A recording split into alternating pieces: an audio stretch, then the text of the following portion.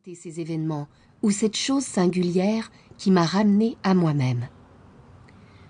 Cela a commencé par un saint dédain de l'attente. Une agitation sacrée s'emparait de moi dès que je traçais dans mon esprit ce qu'il me restait encore à faire avant d'être rendu là, ce qui signifie ici digne d'être aimé. Je devins consciente de ma quasi-dépendance à l'idée que j'y étais presque, mais pas encore tout à fait. Encore un autre diplôme, une autre relation, une autre coche sur la proverbiale ceinture et alors je le mériterais. Je serais ce petit quelque chose de plus que je n'étais pas encore maintenant.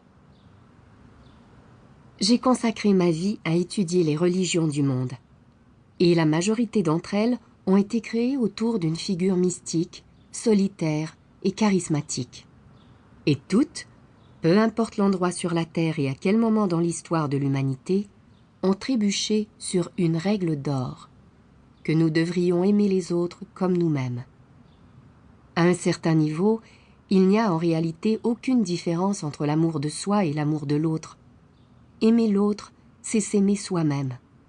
Et nous ne devons pas le faire en raison d'une incitation venue de l'extérieur. Nous devons aimer et être aimés, simplement parce que c'est pour faire cela que nous sommes ici. Notre capacité d'aimer les autres est directement proportionnelle à notre capacité de nous aimer nous-mêmes. Pour la plupart, cela commence hors de nous. Nous commençons à nous aimer parce que nous sommes aimés par une autre personne.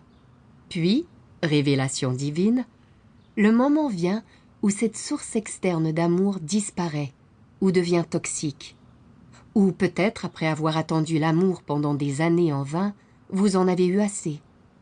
Avec un peu de chance, vous comprendrez que toute source d'amour externe, quelle qu'elle soit, est trop inconstante pour s'y abandonner exclusivement. Vous devez compter sur vous-même. Ironiquement, je n'ai pas rencontré ce qui était le plus éternel et sacré en moi avant d'être placé face à face avec mon humanité. Les deux personnes avec qui je croyais devoir vieillir, le père de mon fils et ma meilleure amie, ont dû se séparer de moi au cours de la même année.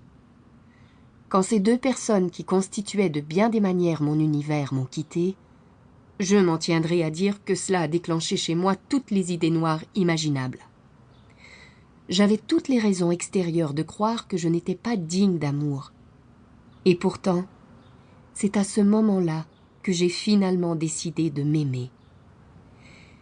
J'ai enfin compris que je n'avais pas besoin de quelqu'un d'autre pour comprendre l'essence de qui je suis. Cette sorte de validation devait venir de l'intérieur. J'avais besoin de faire confiance à l'être unique que j'étais, d'être la personne qui était là pour moi quand personne d'autre ne l'était. Comment se rendre là? La transformation survient en créant un miracle. Mais débutons modestement. Et simulez-le jusqu'à ce que vous puissiez le produire. J'ai commencé par me regarder dans les yeux devant le miroir de la salle de bain. Au début, je me suis esclaffée. J'ai fait des plaisanteries. « Tu viens ici souvent ?» Mais j'ai persisté. Et j'ai commencé à me concentrer, non plus sur les deux iris bleutés, mais sur la présence de l'amour qui en rayonnait.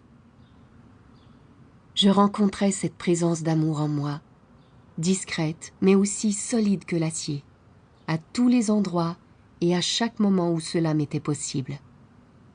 Je me suis mise à reconnaître que cette présence était mon âme, et j'ai commencé à lui adresser des mots tendres. Avec mon marqueur rouge, j'ai écrit ceci sur mon miroir sur pied, celui où je jette un dernier coup d'œil sur ma silhouette avant de sortir. Je suis l'amour divin. Chaque pensée qui se dégage de ces billets d'amour adressés à mon âme s'est mise à se détacher clairement, comme si elle était illuminée par un néon dans mon esprit. Maintenant, une alarme retentit dès qu'une pensée négative fait éruption dans ma tête. Et je me rappelle alors que les pensées ne sont que cela, des pensées. Maintenant, je suis l'amour en action. En ce qui me concerne, c'est la chose la plus radicale que je puisse faire. La pratique spirituelle la plus puissante dans mon cas est l'acte de m'aimer férocement. Parce que l'expérience m'a enseigné. Para seguir escuchando este audiolibro gratuitamente, haz clic en el enlace de la descripción y podrás escucharlo completo sin coste gracias a la prueba de 30 días de Audible.